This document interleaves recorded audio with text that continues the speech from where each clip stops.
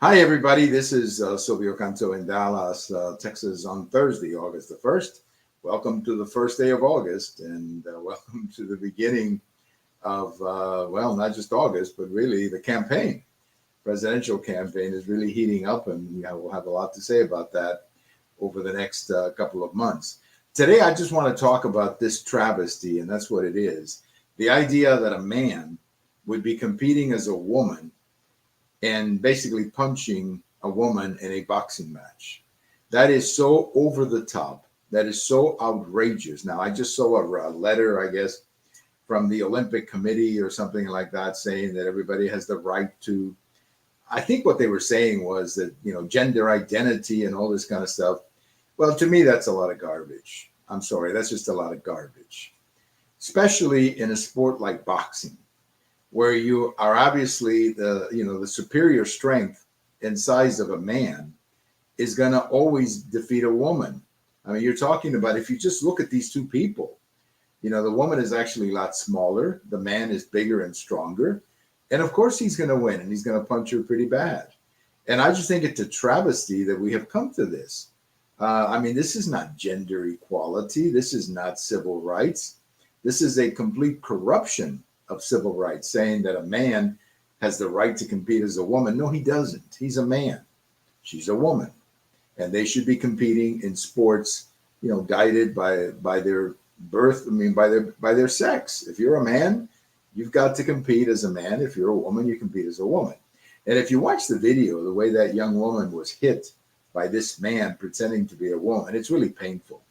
And I've got a post about this tomorrow because I don't know if there's anything you can do about it now, particularly with the Olympics already underway.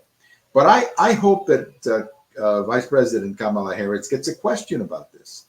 If she's ever going to get a question, this would be a good time to ask her a question about whether or not she supports, this kind of outrageous performance that we saw in the Olympics. I mean, is that what equality is about? Is that what equality is about? Having men punch women in boxing matches? Is that equality? Not to me. Is equality having men defeat women in track and field or in swimming competitions? Is that what equality is? No, that's not equality. That's a corruption of equality. When it comes to sports, there's a very logical reason why we have women's sports and men's sports, because men are different than women. Biologically, they're usually bigger and stronger. And to have them compete like this, it's a real travesty. And it's an insult to the young women who are being defeated by men in the name of gender identity, gender equality, or whatever you want to call it. So I am totally against this. And I hope that the Olympic Committee or the people, it's too late now because they've already started the Olympics and there's nothing you can do now. But I hope that the United States and the President of the United States and the Congress makes it very clear that we're not going to participate. Now, I will say something else, too. I think female athletes need to start standing up. I think this lady, young woman, I think her last name is Gaines, Ricky Gaines, I think what her name is that. She has come out very strongly against this.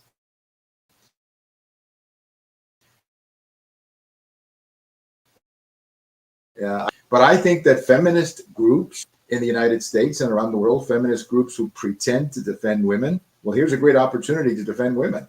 And I think that members of Congress, I think everybody in women's sports should stand up for having women's sports and men's sports. And if you're a man and you want to participate as a woman, look, we're sorry, you can't do that. I don't care about identity politics. I don't care about gender equity. If you're a man, you're going to compete with men, period. And that's all that is going to happen. So what a travesty. I mean, it's really sad to see this this happening in the Olympics and having the image of the Olympics hurt in this fashion. Now, they already had a few problems with the opening ceremony, but this is, of course, a lot more important than that because you're talking about trophies being taken away, or in this case, medals being taken away from women competing against men in boxing. I mean, this is so outrageous. The whole idea of a man boxing a woman is so outrageous to me. I don't, this fellow who is pretending to be a woman, I have no idea where he's from, but he ought to be ashamed of himself. He ought to just quit the Olympics and say, I shouldn't be doing this. I shouldn't be competing as a woman because I'm a man. So anyway, I hope something gets done about this because it's absolutely, absolutely insane what we are watching with these kinds of this kind of corruption of gender equality and gender identity and all this kind of stuff. I think it's all corrupt when we're having men compete against women, whether it's swimming, whether it's track and field, and now boxing, which is of course even more dangerous for a young woman. What a terrible thing to watch. And I'd love to see the feminists stand up for women and say, hey, we don't support this kind of thing. I love to see that. It would be a great opportunity for them to show that that they really care about women, because having these titles and these medals taken away, what a tragedy that is. A couple of quick things here before we go. It appears that Governor Shapiro is going to be the VP. That's kind of the rumor going around. It's going around this weekend about something that he's canceling some events. So that could be happening, I guess, in the next couple of days, maybe Monday or Tuesday. And the Biden administration, or the Harris campaign, is really going out of its way to blame President Trump for the border crisis. Look, they're going to try to do whatever they can get away with. But I'm glad to see that the Trump administration, or the Trump campaign, is fighting back. And I think they've got J.D. Vance down on the border talking about this. But that's what he has to do.